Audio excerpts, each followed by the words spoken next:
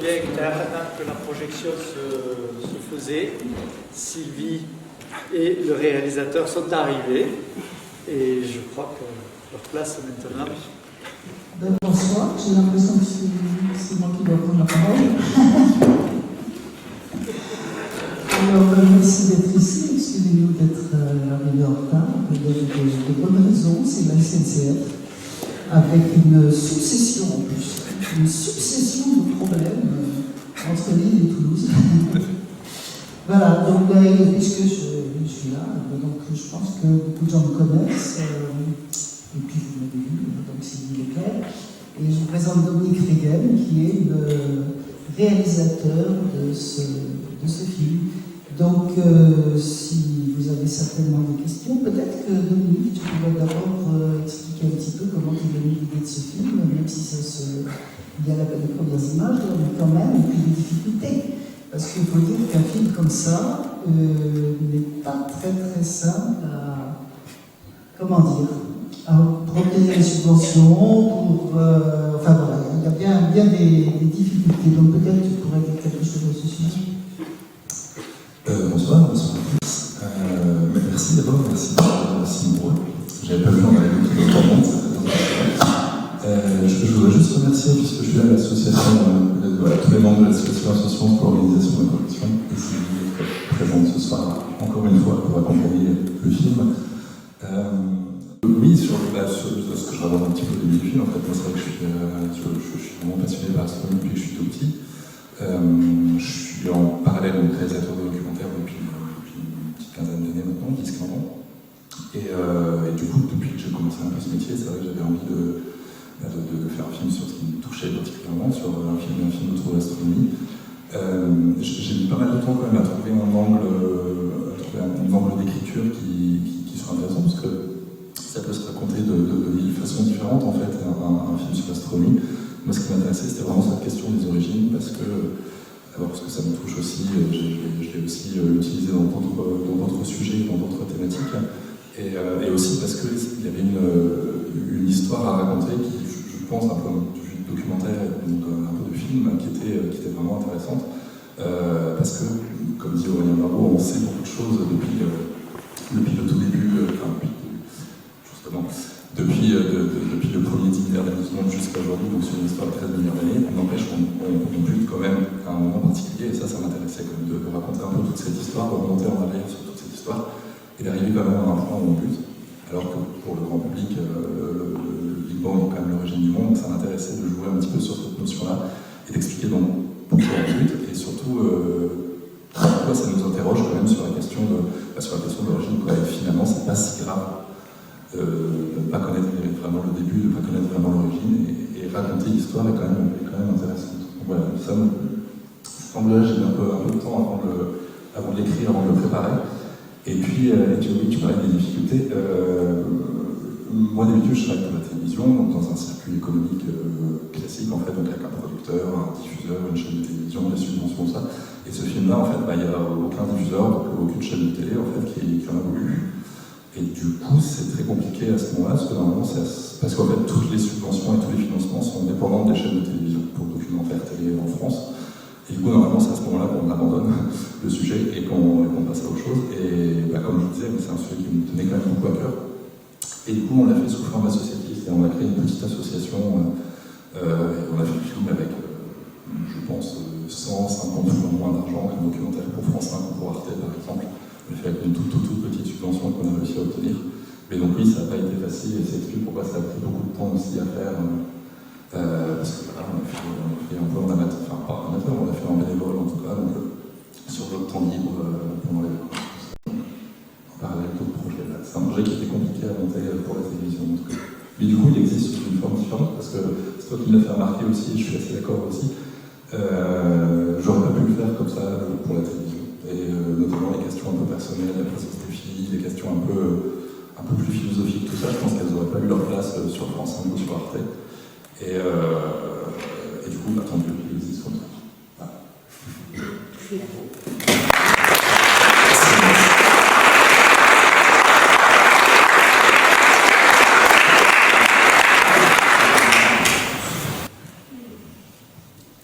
On va passer aux questions. Si vous n'avez pas d'autre chose à nous dire, je vais faire circuler le micro.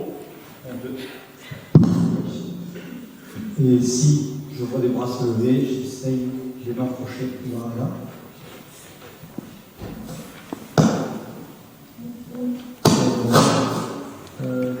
Ça me remercie beaucoup pour ce documentaire, c'était très inspirant et c'est vrai que ça répond à beaucoup de questions, ça permet aussi de discuter sur beaucoup de choses. Merci beaucoup.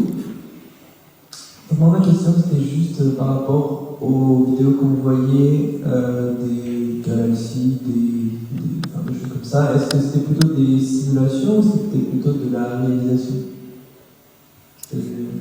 Alors, les images astronomiques qu'on voit, il y en a de deux types en fait. Il y a ce qu'on appelle les images. Donc ça, c'est les images.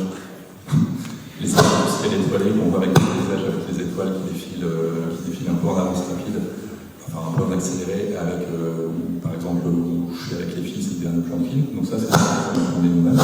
Par contre, les images qui sont vraiment astronomiques, c'est-à-dire qui sont vraiment les photos de galaxies, les images de nébuleuses, toutes ces choses-là qu'on voit, la plupart proviennent des agences spatiales, donc c'est la NASA, l'Agence spatiale européenne notamment. La plupart sont issus de TSA. Et l'avantage de ces banques de données, c'est qu'elles sont libres de droit. Et pour ce film, c'était essentiel. Sinon, je n'aurais pas fait le film. Et donc voilà, la plupart proviennent quand même des agences spatiales. Après, là où il y a quand même un travail de réalisation, c'est sur le montage, parce que les vidéos faites dans l'avion spatial, elles sont très axées sur la communication. Donc il y a une musique qui est souvent spectaculaire, un montage aussi qui est assez souvent spectaculaire, c'est ce qui est normal, hein, ils communiquent sur pour le grand public, sur les résultats, tout ça. Et donc il a fallu choisir les images pour que d'abord elles se lient entre elles assez bien, et aussi pour qu'elles correspondent au rythme du film qui est quand même un peu moins dense qu'un rythme de soutenu de film de communication, tout ça. Et il y a quelques images que j'ai faites moi-même mais c'est vraiment très peu. La plupart proviennent vraiment des agences spatiales.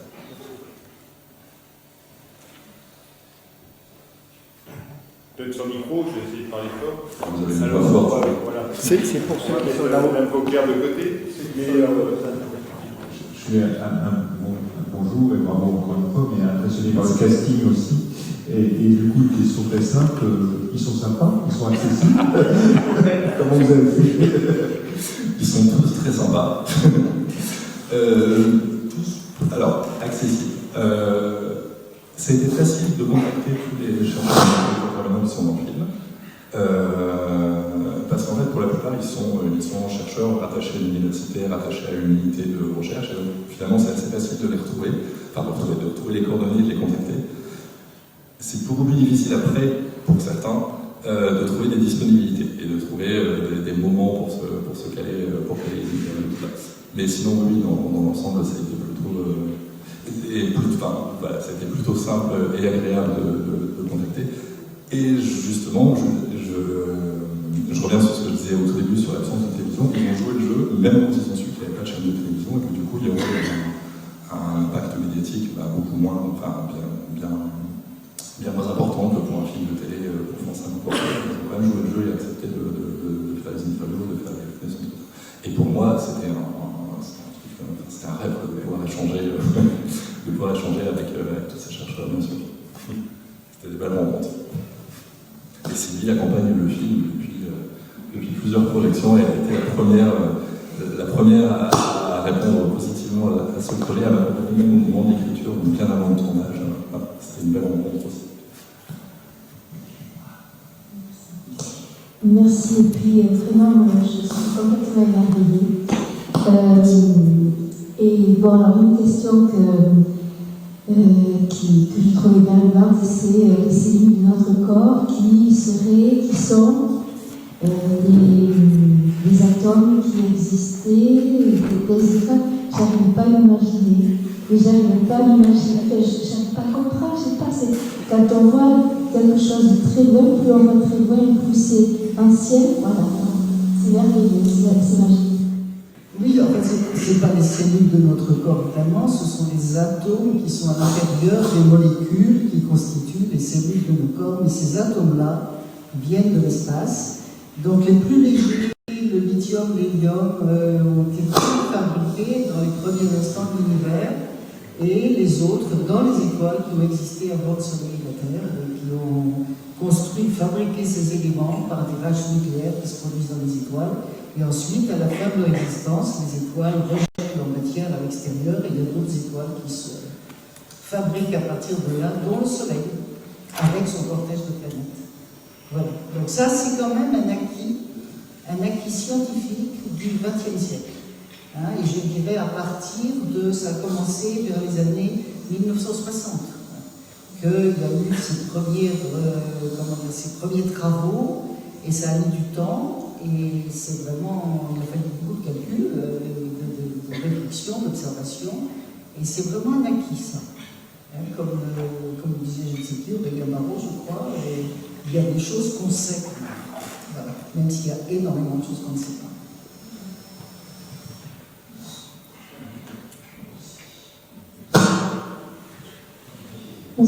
Bonsoir. Merci. Sylvie, peut-être, par rapport à l'histoire du découplage entre la lumière et la matière, j'ai pas bien compris tout ce passage-là qui est un peu avant et puis autour de cette notion-là dans le documentaire. C'était hyper intéressant parce que je connaissais pas du tout pour le coup. Et du coup, si vous pouvez expliquer un peu plus du cas.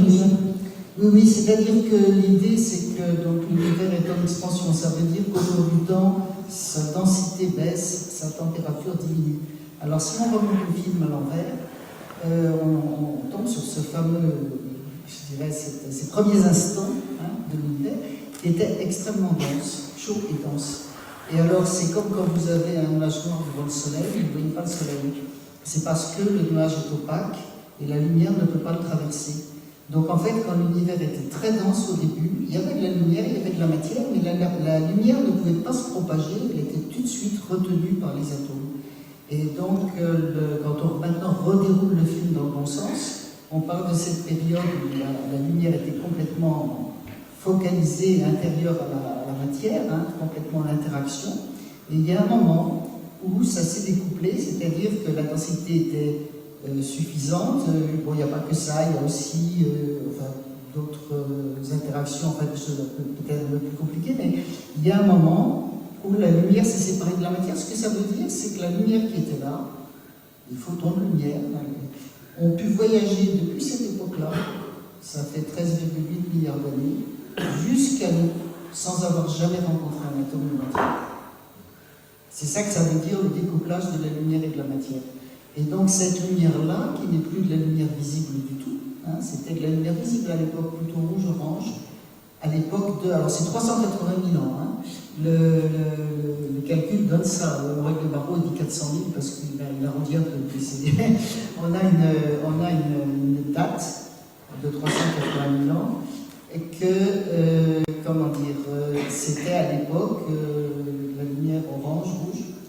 Et depuis cette époque-là, comme l'univers est en expansion, tout est en expansion, donc la lumière, on peut considérer comme des ondes avec la longueur d'onde en expansion, donc du rouge ça devient infrarouge, et puis après le domaine des micro-ondes, et c'est le cas actuellement, c'est-à-dire que c'est un rayonnement qui est observé dans le domaine qu'on appelle radioastronomie, et qu'on reçoit avec des antennes, pas avec des télescopes optiques, mais avec des antennes, et qui a été découvert en 1965 par des ingénieurs de la compagnie des téléphones Bell qui étudiaient des antennes et qui avaient toujours quelque chose qui restait quand ils essayaient de corriger l'antenne. Il y avait toujours une sorte de bruit de fond en ondes radioélectriques. Et puis il y a eu des discussions avec des théoriciens, c'était aux États-Unis, dans le New Jersey, une discussion avec des théoriciens de l'université Princeton à côté. Et donc, ils ont bien montré que c'était le rayonnement cosmologique primordial qu'ils observaient. Donc, ils ont eu le prix Nobel pour ça, et depuis, je crois qu'il y a eu 2 autres prix Nobel sur ce sujet, parce qu'il y a des gens qui ont observé ce rayonnement primordial en détail, qui ont vu qu'il y avait des fluctuations. Donc, on voit des images là avec des changements, des changements de couleur. Ces changements de couleur sur un fond, c'est des fluctuations de température qui correspondent à la fluctuation de densité. Donc il y a des fluctuations qui sont les prémices de ce qui devient après les galaxies, etc. Donc voilà. Donc c'est un sujet extrêmement important et qui donne des informations précises sur les premiers instants de l'univers. Voilà. Bonjour, merci pour votre film. Ma question était est-ce que vous, en tant que passionné, finalement, paradoxalement, ce film n'a pas été un peu frustrant parce qu'il force justement à admettre qu'on n'a peut-être pas de réponse à cette question d'origine et que même elle soit potentiellement insensée?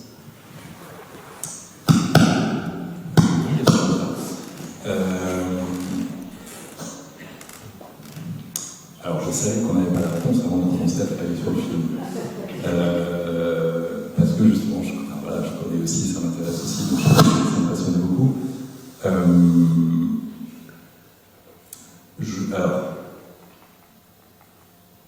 Attendez, il faut que je réfléchisse, mais je pense que ça m'angoissait peut-être plus de ne pas avoir de réponse à la question des origines avant de faire le film qu'après l'avoir fait.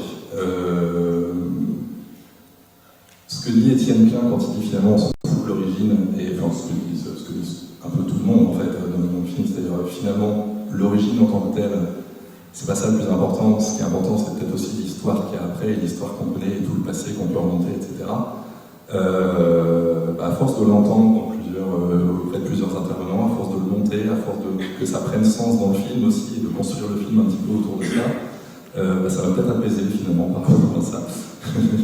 Et c'est pas que en astronomie, je pense que la quête des origines, on peut aussi la chercher dans d'autres domaines, dans d'autres thématiques, et finalement le fait de pouvoir chercher, de pouvoir remonter dans l'histoire, de pouvoir chercher une histoire, de pouvoir s'ancrer dans une histoire sans forcément avoir à connaître le début, c'est pas si grave en fait finalement. Non, je pense que ça m'a plus apaisé, c'est pas frustrant. Mais j'étais frustré peut-être avant de faire le film, mais je le suis moins maintenant.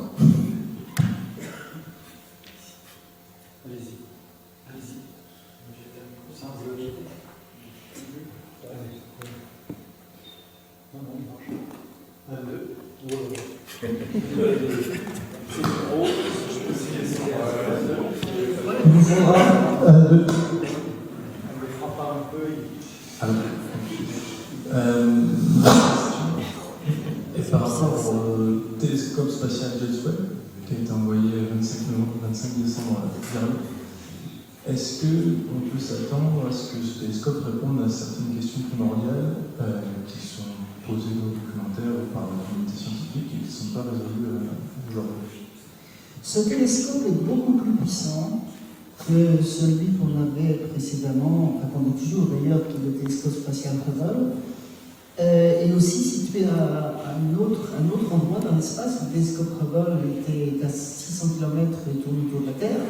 Le télescope James Webb est à 1,5 million de kilomètres de la Terre et tourne autour du Soleil, donc, et il est plus grand.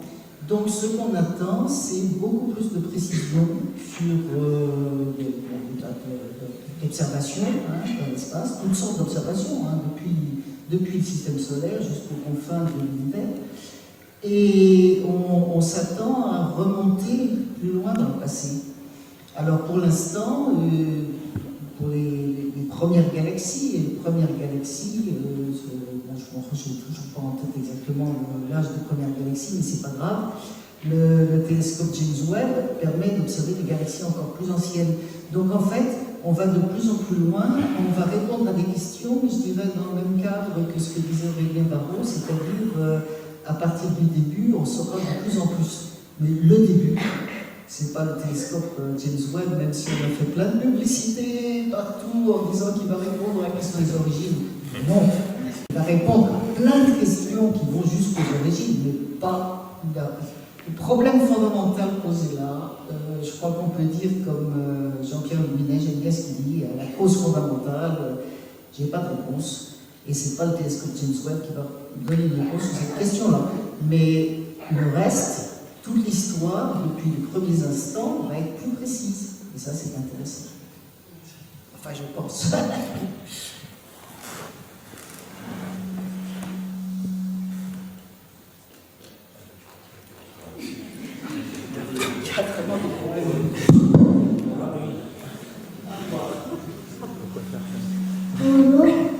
Comment les atomes sont arrivés jusqu'à nous? Alors les atomes, ils ne sont pas seulement arrivés jusqu'à nous, mais ils sont arrivés dans nous, parce qu'on est fait à partir des atomes. Mais c'est une très bonne question. Les atomes, ils sont dispersés dans l'espace. Et au moment de la formation du Soleil et des planètes autour, il y a une concentration de matière. La matière se condense et forme une étoile, et puis ça se condense aussi les planètes autour.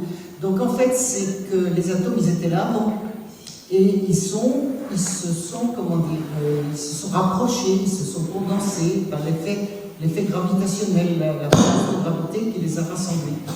Après, comment à partir des atomes de base, le carbone, l'azote, l'oxygène, etc., comment l'histoire de la nature est arrivée à former des molécules? Alors des molécules, on en observe aussi dans l'espace, mais des molécules de plus en plus complexes pour finalement arriver à ce que nous sommes nous. Ça, c'est une autre question qui est l'origine de la vie, et qui est une question très importante et très étudiée à l'époque actuelle. Et j'ai envie de dire que le passage du non-vivant au vivant, c'est un petit peu le même blocage, la même difficulté que l'origine de l'univers. L'origine de la vie pose un gros problème. Alors, l'origine des molécules, ça on trouve. Il y a beaucoup de gens qui travaillent là-dessus et on y arrive de plus en plus. Mais les molécules de base du vivant et du vivant, c'est pas tout à fait pareil. Voilà. Donc en fait, il y a des... Et alors après, évidemment, l'autre question, c'est par rapport au vivant, la conscience. Donc là, c'est encore autre chose. Donc en fait, il y a comme ça des passages qui ne sont pas résolus. Et comment est-ce qu'on pourra les résoudre? Peut-être. Oui, bonjour, merci beaucoup. Moi, j'ai voyagé au Vermont, c'était un vrai plaisir. Et j'étais très heureux de voir les images du Bear Reeves. Ouais, c'est extraordinaire de voir comment il a pu faire rêver sur un plateau de télévision à une heure de grand public, toute la France entière. Et eh bien, on souhaite que vous puissiez le faire aussi, vous, parce que vous avez de quoi le faire, je pense. Donc peut-être discuter avec France 5. Et puis, moi, j'ai une forme de réponse finalement à la question, parce que sur le temps zéro, parce que finalement vous l'avez dépassé dans votre... j'ai l'impression que vous l'avez dépassé, avec cette fameuse image là où vous montrez une contraction justement qui est un même avec ce Big Bang. Et moi, ça me va très bien que le temps soit pas zéro et que ce soit un continu avec ce mouvement, une perpétuité. Et donc, pour ma part, j'ai ma réponse. C'est encore quand même très hypothétique. Il faut quand même dire ce qu'il y a, cette histoire de rebond. Et il y a aussi quelque chose, moi, qui me gêne un peu, je dois dire, c'est que si on a une contraction et ensuite une redilatation, au moment de la contraction, le temps n'est pas forcément, il peut se passer des choses avec le temps. Donc c'est pas forcément le même temps, c'est-à-dire c'est pas forcément le temps qui s'écoule pour nos vies à l'état actuel qui peut servir d'axe pour aller dans le passé. Donc c'est pas si simple que ça. C'est l'idée d'essayer de comprendre, d'avoir disons un modèle cohérent, satisfaisant pour rendre compte de l'existence de l'univers. Et c'est vrai que ça, à la question de rebond, c'est quelque chose qui vient d'une manière un peu naturelle quand les gens, alors là c'est pas du tout moi, mais les gens, les physiciens théoriciens qui font des calculs là-dessus, et en introduisant la physique quantique, c'est-à-dire la physique quantique dit qu'on ne peut pas avoir un intervalle de temps plus petit qu'une certaine valeur. Et donc c'est là qu'on a un rebond qui vient, enfin c'est très compliqué, mais c'est c'est une hypothèse qui tient assez la route. Maintenant, c'est quand même encore une hypothèse. Maintenant, si c'est satisfaisant, tant mieux. Maintenant, ça veut dire qu'on reporte, et ça, il y a quand même beaucoup de théories comme ça, qui reportent le temps zéro à l'infini. C'est-à-dire que... mais en fait, on revient quand même un peu à des interrogations quand même, je trouve.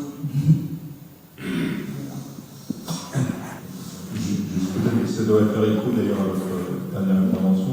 Une des nombreuses qualités du film, c'est aussi la qualité de la vulgarisation qui, en tout cas pour ma part, donne l'impression d'être intelligent quand on entend des gens beaucoup plus parler. Et il y a des évocations de théories qu'on entend, théorie des corps, théorie des boucles. Et alors là, je n'ai jamais entendu quelque chose, peut-être qu'on atteint la limite du caractère vulgarisable des choses. Est-ce que vous êtes en état, avec quelques phrases profanes, de nous faire comprendre ce que serait la différence entre la théorie des cordes et la théorie des boucles? Et courage. Voilà. À quoi ça ressemble, sans parler des 3, 4, 5, 6 autres qui ont été évoqués sans nous-mêmes être cités? Je crois que c'est vraiment très, très compliqué. C'est toujours un petit peu l'idée que notre univers à 3 dimensions plus le temps, c'est 4 dimensions, mais le temps est un peu différent, et que en fait il serait un résultat, enfin je ne sais pas, de quelque chose d'autre avec beaucoup plus de dimensions. Et donc toutes ces idées de cordes, il y a aussi les brahms, des choses comme ça. C'est l'idée qu'il y a autre chose, un hyperespace, et qu'il y a quelque chose qui se passe dans cet hyperespace et qui conduit à la naissance d'un univers comme le nôtre. À ce moment-là, il pourrait y avoir aussi beaucoup d'autres univers ailleurs. Et les particules élémentaires seraient des traces dans notre univers de quelque chose de plus de dimensions dans l'hyperespace et des choses comme ça. Ça, c'est plutôt les supercordes. Et la gravité quantique à boucle, alors là, je crois que c'est un peu trop compliqué, Je vais vous dire juste une chose, c'est que par exemple, un des résultats possibles, c'est que ça va faire plaisir à tout le monde, ça, parce que ça fait rêver, c'est qu'à l'intérieur des trous noirs, il y a une création d'autres univers. Voilà. Ça, c'est un truc de la gravité quantique à boucle. Mais c'est extrêmement sérieux, c'est extrêmement sérieux, mais ce sont des travaux très complexes de physique théorique. C'est pas difficile à expliquer comme ça. D'ailleurs, moi je ne comprends pas, je ne peux pas expliquer, mais il y a plein de choses. Bon, je connais un petit peu, mais ce que je connais et puis les travaux vraiment complexes qui se font, il y a un monde entre les deux.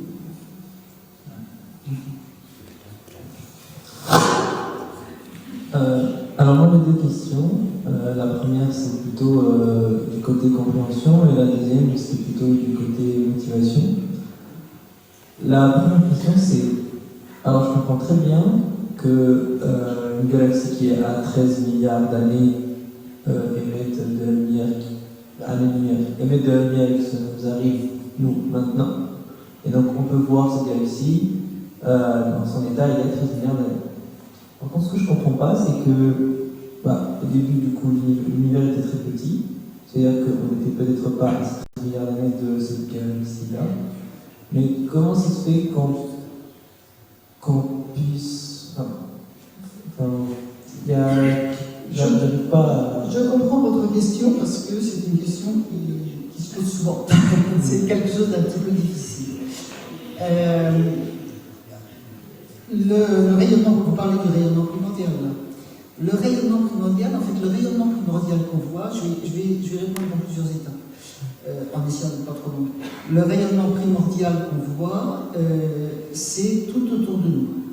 Tout autour de nous, dans toutes les directions. Et c'est, alors c'est pas tout à fait comme ça, parce que justement, il faut tenir compte de l'expansion de l'univers, mais c'est à peu près, disons, à 13,8 milliards d'années-lumière. On peut imaginer ça comme ça, schématiquement. Alors, nous, là, il y a aussi un rayonnement primordial qui existait là où on est maintenant. Mais celui-là, on ne peut pas le voir. Parce qu'on voit celui qui vient d'un endroit où la lumière a pu nous arriver. Vous voyez ? Alors, le problème que dans le passé, l'univers était plus petit, en fait, c'est un problème très sérieux. Ça posait beaucoup de questions au début. Parce que quand les gens ont découvert ce rayonnement primordial, ils ont dit « Ah, chouette, on voit exactement le rayonnement primordial qui était prévu, etc. etc. » Et puis, tout d'un coup, il y a des gens qui ont réfléchi, mais comment ça se fait qu'on voit un rayonnement qui est vraiment uniforme, enfin, sauf qu'il y a des petites fluctuations, mais sinon globalement uniforme dans toutes les directions, alors qu'en fait, depuis le début de l'univers, les deux endroits, même à courte distance, n'ont pas pu, comment dire, comme la lumière n'a pas pu aller d'un endroit à l'autre. C'est un peu compliqué ce que je vous dis là. Mais enfin, il y a une question qui s'est posée par rapport à cette isotropie de l'univers. C'est de là, pas seulement ça, mais en partie, qu'est venue l'idée de l'inflation. Alors l'idée de l'inflation, c'est que, on en parle, il y a quelqu'un qui en parle. Ça veut dire que c'est Aurélien Barraud, je crois.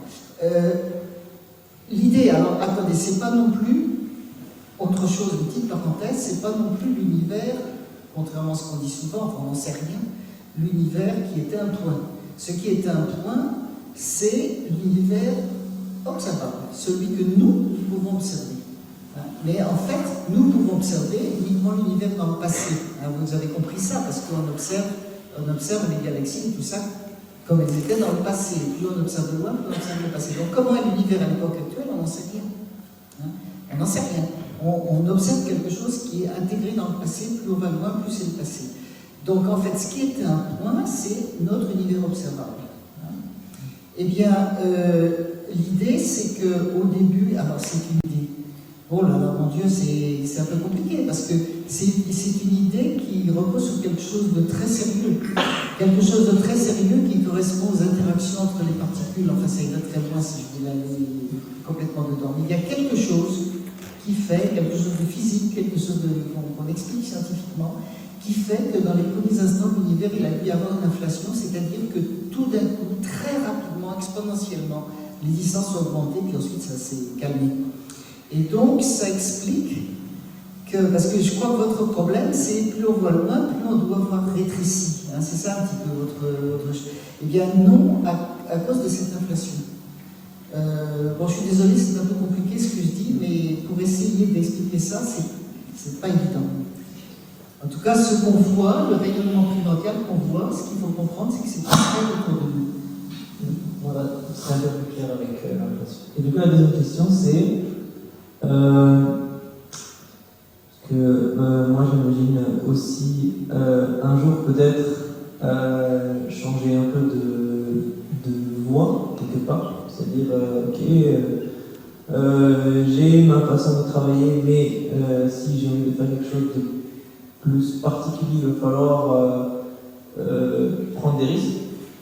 Et je voulais savoir vos commentaires un peu sur ce moment-là où vous vous êtes dit, bon bah, même si il va falloir que je prenne des risques, il va falloir que je trouve des moyens de faire avancer mon projet, eh bien c'est pas grave, je suis prêt à faire ce pas, même si voilà. Je sais pas bien comment vous répondre, ça c'est pas assez. Moi, quand j'ai eu la réponse, quand j'ai eu la réponse, on a eu une réponse de France 5 qui était négative, et Arte, on attend toujours la réponse, c'était il y a 10 ans, c'était un peu de temps. Donc, quand on a compris, en tout cas quand le producteur m'a fait comprendre qu'on n'aurait pas de chaîne de télé, moi j'étais abattu, hein, je me suis pas dit super, je vais faire un associatif, j'étais abattu, j'ai mis beaucoup de temps avant de le reprendre vraiment et de me dire que je ne l'abandonnais pas. Je pense que c'est aussi parce que voilà, j'avais rencontré Sylvie déjà avant, j'avais déjà beaucoup travaillé sur le scénario, sur le sujet du film, tout ça.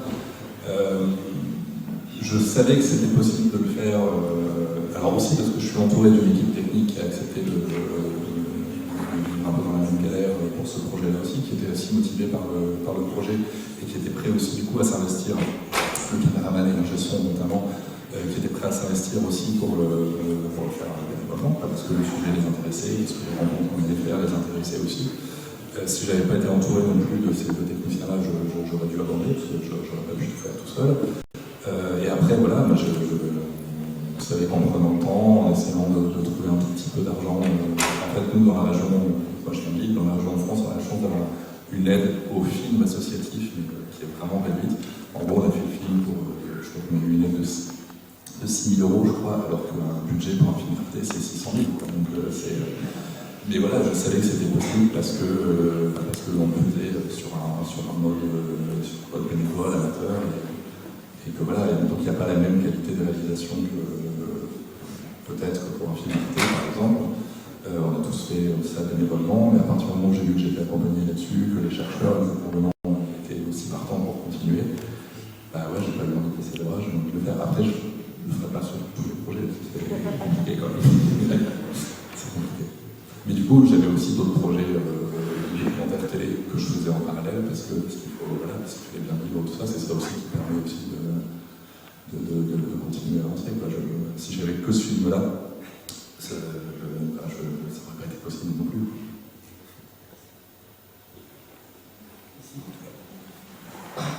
Est-ce que vous pourriez envisager de tourner un film sur le futur de l'univers, voire la mort de l'univers?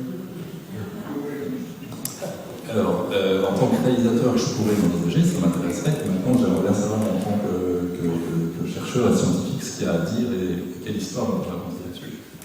Moi, je crois que la grande différence, c'est que sur le passé de l'univers, on a beaucoup d'observations, sur le futur, on n'en a pas. Donc, c'est juste une extrapolation théorique. Il y a des tas d'idées. Oh oui, il y a des tas d'idées. Qui sont d'ailleurs des tas d'idées différentes, parce qu'on ne sait pas vraiment. Donc, je pourrais vous parler de diverses idées, mais je pense que c'est pas trop le moment.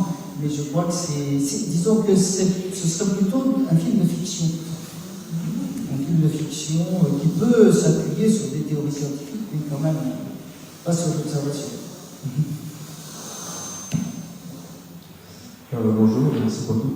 C'était dans le film, il parlait des grandes étapes de l'univers, la création des particules élémentaires, des atomes, des noyaux, tout ça.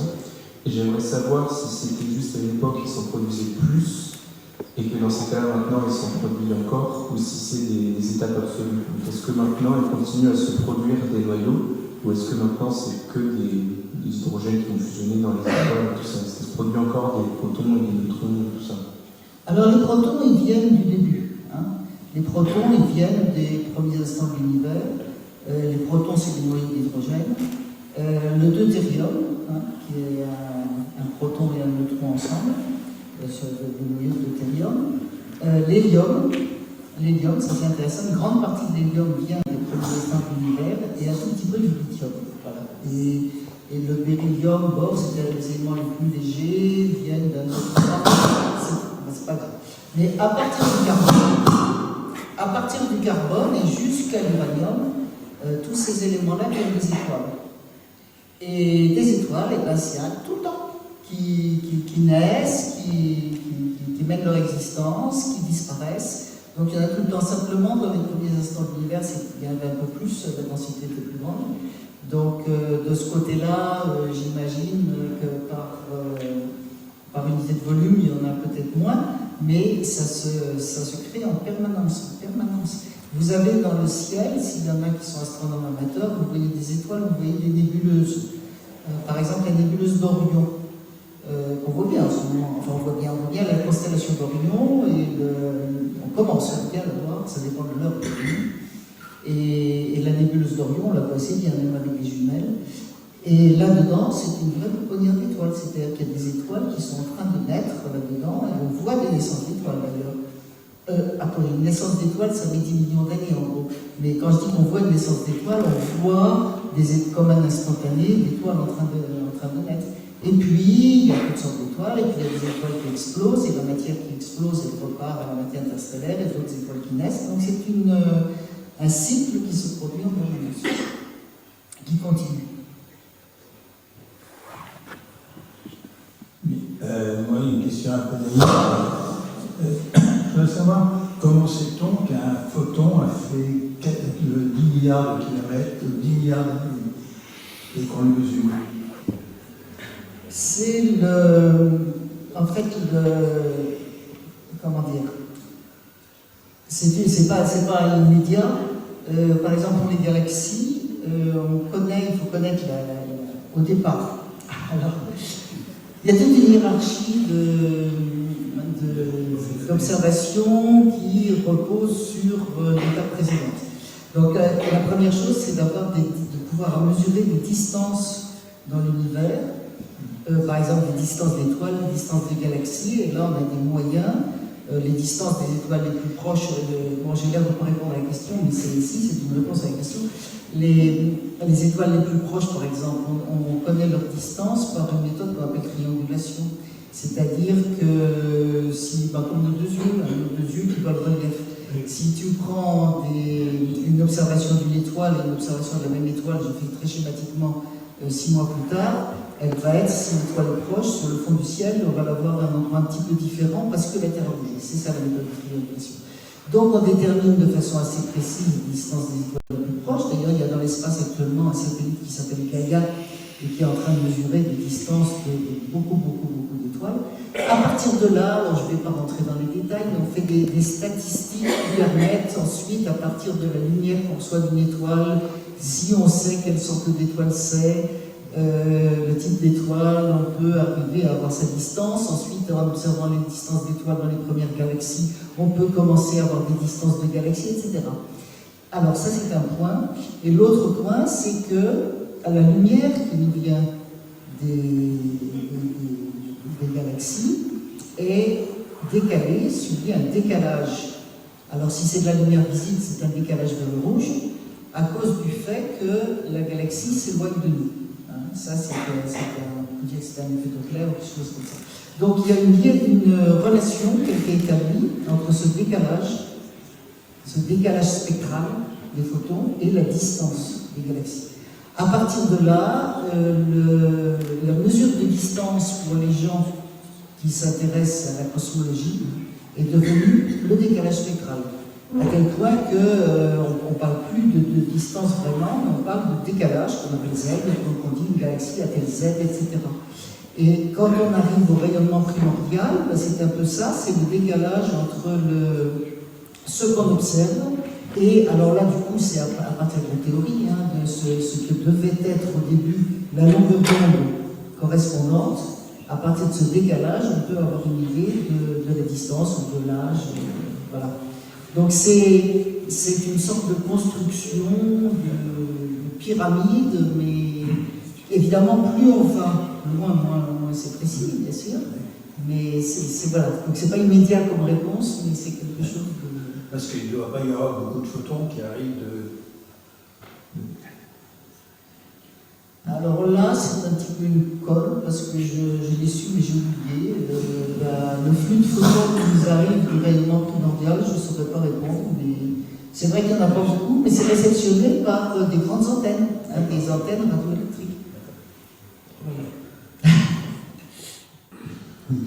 Alors, petite remarque, je vais me déplacer vers le sujet de la biologie, mais pour répondre partiellement au problème de la gravité quantique en boucle, ce que font Aurélien Barraud et Carlo Rovelli à Marseille, c'est qu'ils quantifient uniquement la gravité. Donc, il y a une question qui serait à poser à Roland Garros. Est-ce qu'il a le droit de dire quoi que ce soit en avis dépasse la règle du jeu là. Alors, par contre, maintenant, ce qui m'intéresse, c'est la question philosophique du début. Hein, comme tu l'as dit en commentaire, finalement, ce qui ressort, je vais demander c'est la bonne chose, on s'en fout. Moi, personnellement, ça me laisse complètement différent. Mais pour comprendre comment se fait-il que les scientifiques, des gens de très très grande valeur, arrivent quand même à spéculer depuis plusieurs dizaines d'années sur la durée du temps, et à regarder ce qui se passe en biologie. Et à l'équivalent de biologie, c'est que beaucoup de biologistes aujourd'hui, mais pas tous, hein, mais quand même la majorité, il y a eu une cellule qui est à l'origine de tout, ce qu'on appelle Blue-Chloroplast, l'université Common Ancestor.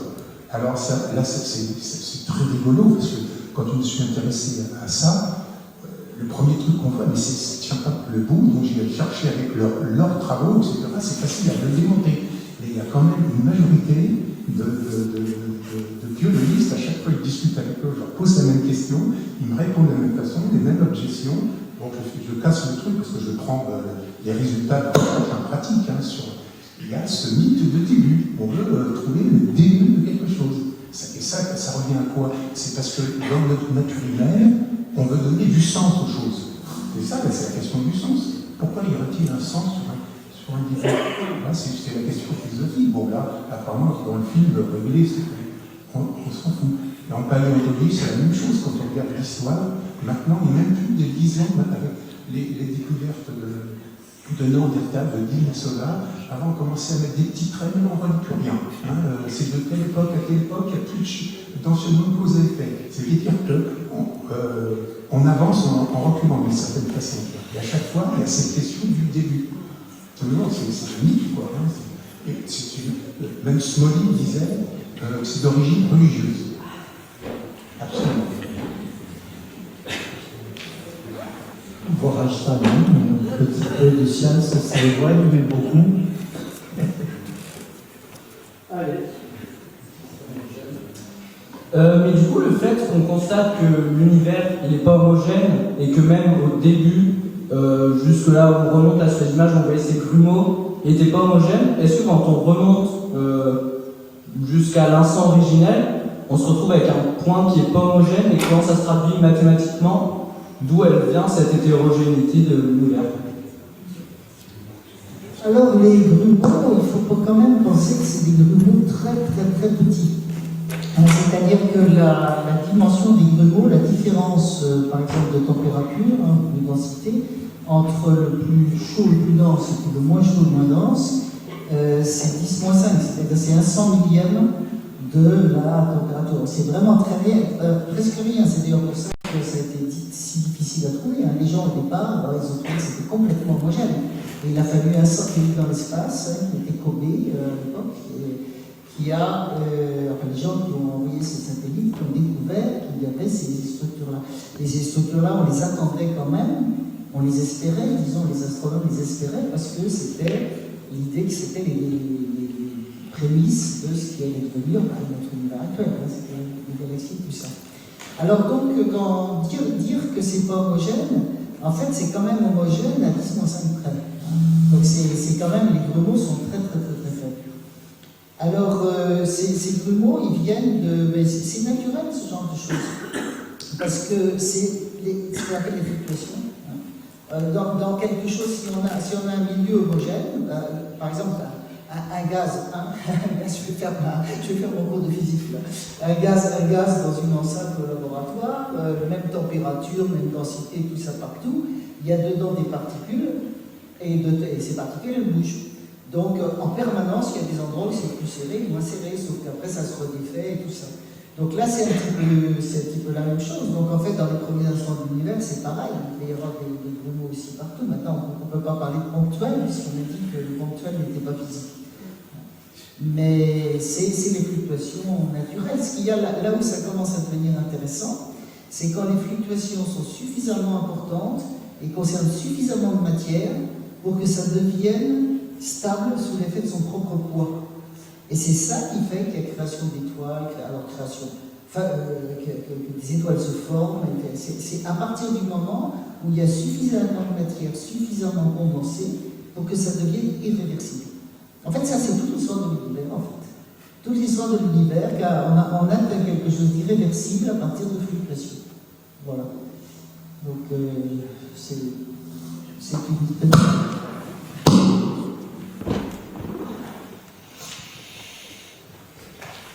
bonjour, ma question c'est est-ce qu'on peut déterminer une taille minimale qu'elle peut avoir l'univers parce qu'on pourrait avoir disons, une densité maximale atteinte par l'univers, c'est un peu l'idée, enfin, elle me dit que par exemple pour l'eau, on ne peut pas la compresser indéfiniment, on arrive à un seuil où on ne peut pas compresser plus. Est-ce que c'est pareil pour l'univers ou on peut compresser infiniment? Alors en fait, l'eau, on ne peut pas comprimer plus, mais si on essayait de se forcer, finalement, on arriverait, hein, en passant dans un autre état. Donc en fait, dans l'univers, on passe comme ça, on saute d'état à un autre état. Hein. Et d'ailleurs, c'est ça qui est aussi, que je parlais d'inflation tout à l'heure, c'est des changements d'état, et on appelle ça des changements d'énergie du vide. Enfin, c'est un peu plus compliqué. Mais sinon, la limite, justement, c'est la limite quantique, en fait. Et cette histoire de grand rebond, cette histoire qu'on ne peut pas atteindre une densité infinie et que donc du coup ça conduit à l'idée qu'il y avait peut-être un autre univers avant, en fait c'est un peu la réponse à la question. Hein. Mais c'est pas la limite, disons que quand on ne peut plus comprimer quelque chose, c'est provisoire en fait. Si on continue en mettant beaucoup plus d'énergie, à un moment ça craque et ça passe dans un autre état. Jusqu'à ce qu'on ait un effet quantique qui dit que ça ne peut pas continuer plus. Quoi. Voilà. Je sais pas si on arrive au bout des questions. Je vais en poser une petite, mais c'est plutôt des questions filmiques. On a vu de beaux lieux dans le documentaire où c'est certainement fabriqué le début de la science du cosmos. Est-ce qu'on pourrait avoir quelques explications sur l'historique de ces lieux de science et de l'univers que l'on a vu au film? Les lieux tournés, vous voulez dire, là où les... Alors, il y a l'Observatoire de Paris où a été tourné l'entretien avec Sylvie. Peut-être toi qui t'en parles plus de l'Observatoire de Paris. Moi, je ne connais pas aussi bien ça. Je crois qu'il a été construit sous Louis XIV, mais je ne me rappelle plus. Je suis sûr. Enfin, je ne vais pas tromper parce que c'est Paris. Il y a l'histoire des Cassini. Ah oui, il y a l'histoire des Cassini, il y a l'histoire de Bailly. Enfin, je n'ai pas trop préparé de fiches sur l'Observatoire. Alors, à part Sylvie, du coup, qui a été filmé à l'Observatoire de Paris, tous les autres intervenants ont été filmés soit chez eux, soit dans leur bureau de recherche, ou à l'université. Et les autres lieux qu'on voit... Lille, non? Alors, on voit Lille, à un moment, ouais, on voit l'Observatoire de Lille, c'est vrai que je suis là. Oui, alors on voit l'Observatoire de Lille, et puis évidemment, ils sont filmés des films, notamment, l'Observatoire de Lille qui est encore en activité avec une ancienne lunette qui est assez cool d'ailleurs et qui est encore en activité, avec un chouette observatoire. Ils sont quand même moins utilisés à cause de la pollution lumineuse qui est en pleine ville, donc c'est un petit peu compliqué. Et après, dans le film, alors on voit le CERN, mais alors le CERN c'est des images d'illustration, ce qu'on n'a pas pu filmer, justement parce qu'on n'avait pas de diffuseur. C'est les seuls qui nous ont interdit l'accès, c'est le seul moment dans le film où l'absence de diffuseur, l'absence de chaîne de télé nous a vraiment été préjudiciable. On a été obligé d'aller piocher dans les images, dans une banque de données direct du CERN. On n'a pas pu filmer les images. S'il y a... Ah si, non? Des questions? J'arrive, on vous entend pas. Depuis le début, on en parle du fait qu'ils n'ont pas voulu de votre projet, mais pourquoi? Enfin, c'est quoi la justification qui est... Il y a des gens rien... Non mais je ne sais pas, après ça peut être... honnêtement, ça nous arrive assez régulièrement. On sait sur les projets que voilà, ils ne sont pas, soit parce que la chaîne n'est pas intéressée par ce sujet à ce moment-là, soit parce qu'ils ont un autre film sur le même sujet qu'ils ont fait dans les 2, 3, 4 années précédentes. Ils ont un autre projet sur le même sujet en cours. Après, moi, je viens de Lille. Je ne voudrais pas... mais voilà, je viens de Lille. Le fait d'être à Lille, de travailler avec des chaînes parisiennes, c'est un peu compliqué. Du coup, les chaînes Parce qu'en fait, oui, c'est un film scientifique aussi, c'est ça le problème. Moi, d'habitude, c'est le premier film scientifique que je fais, j'ai jamais fait de film scientifique. D'habitude, je fais plutôt des films plutôt historiques, ou des films de portraits d'artistes, ou des choses comme ça. Un film scientifique, le problème, c'est qu'en gros, à part France 5 et AT, il n'y a pas d'autres chaînes qui peuvent le produire. Il n'y a pas d'autres chaînes qui ont les moyens de produire ces films-là.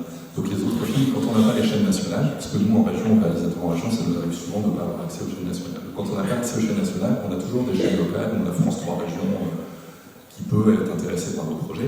Mais là, sur un film scientifique, France 3 Régions, ça ne les intéresse pas, les chaînes locales, ça ne les intéresse pas. En gros, il n'y a que France 5 et Arte qui peuvent financer un film comme ça.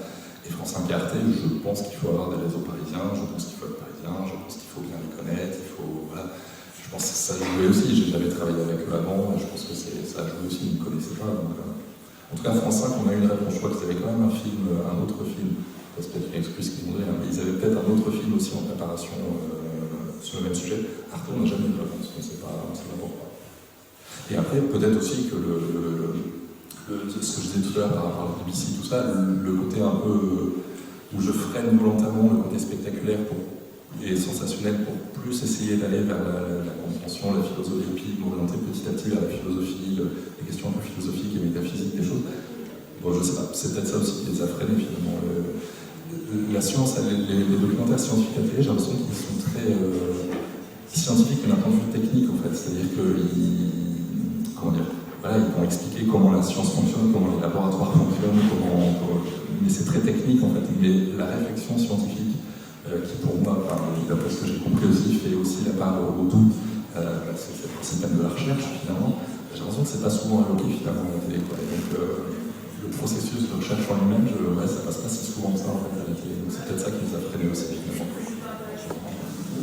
J'ai pas entendu parler. Je trouve aussi. C'est bien que c'est accepté, pas pour vous, mais pour nous, oui, parce qu'on a eu un film fantastique. Merci beaucoup, ça me fait plaisir. Et pour moi, je dois dire, parce que ça je dis aussi lors de votre projection, mais moi quand je fais un film à la télé, en fait, le film passe et après je ne vois plus personne et j'en parle avec plus personne. Là du coup, le film est diffusé dans des soirées un peu comme ce soir, à l'initiative d'associations, de clubs d'astronomie, tout ça. Et c'est un vrai plaisir aussi du coup de rencontrer le public et de pouvoir échanger sur le film avec les gens après. C'est vraiment chouette.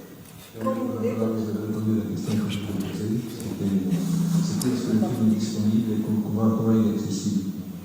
Alors, j'ai pas entendu le début. Voilà, vous avez répondu à la question que je voulais poser, c'était la disponibilité du film. Pour l'instant, il n'est pas disponible. Du coup, il n'est pas disponible parce que tout simplement, j'ai pas les moyens de lancer une édition DVD ou le mettre en VOD pour l'instant. Et je vais y penser, je vais le faire, je pense, dans les courants 2023. Il n'est pas disponible parce que c'est quand on fait un doc pour la télé, après il est automatiquement fait en replay, il passe automatiquement en replay, donc il est automatiquement disponible sur Internet, après il est automatiquement édité en DVD, donc tout est beaucoup plus simple. Et à l'inverse, quand on n'a pas de télé, tout est beaucoup plus dur. Donc mais il est disponible pour des projections, à l'initiative de club d'astronomie, de centre de culture, de médiation scientifique, d'associations, des choses comme ça. Et je ferai quand même, je pense, un DVD, parce que je pense que ça peut intéresser notamment les médiathèques, les écoles, les établissements scolaires. Ce ne sera pas une édition DVD commerciale, je pense, mais au moins pour les réseaux culturels et éducatifs, je pense que ça peut être intéressant. Si on a juge par le nombre de questions, je crois qu'on peut vous remercier beaucoup.